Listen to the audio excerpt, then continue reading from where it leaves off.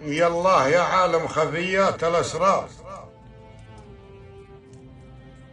وبأمرك يساقلنا المزون الرواعيد يا خالز الجنة ويا خالز النار. يا الله وفقني على مثل ما أريد ببيات شعر كأنهن قطف الأزهار، وحشمتهن عن الخطا والمناقيد أبيات شعر صغتهن صوغ بيطار لعيون ربع يكسبون الأماجيد، ومن زاحم التومان يمناه والحار خذها كذا ولا الهدف صعب وبعيد والعلم واضح ما على قولي غبار. حتىش لو تزعل علي الحواسيد ولا جيت أدور من وراء المدح دينار، لكن حداني طيبكم يا المساعيد. والله لمدحكم على طول الأعمار ردتنا واجب، ولا الكذب تفنيد واللي يشكك بالحقائق والأخبار ينشد ويلقى له مع الناس تأكيد.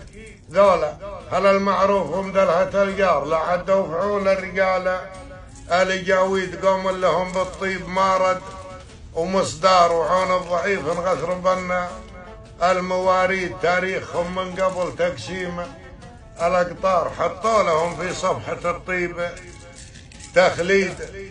أهل الثلاث اللي فلا مثلهن صار أهل الثلاث المعجزات المساعيد، ثم لا رسبوا على قبة الأمهار بالساعة اللي ما بهيا تصاديد مثل الأسود اللي غشى جوها اغبار وبيض العذارى زغرة للواليد. قوم تعدل الميل بل ما قفل حار لصار الاصوات العزاوي تراديد، وانقام عود ابليس يضرب له الطار وجولك على حوض المنايا مواريد من دون واجبهم يسوقون الاعمار تمام ما فيهم رديين ورعديد. دايم مواقفهم جزيلات واكبار بالسيف ولا مخضبات البواريد، واللي يناحيهم شرب كاس الامرار هذا الصحيح ودوك للعلم توكيد. قطعانهم يرعن قفر يوم الاخطار يوم شمال ويوم شرقنا، وتسنيد من نجد دا جوبه الزاخو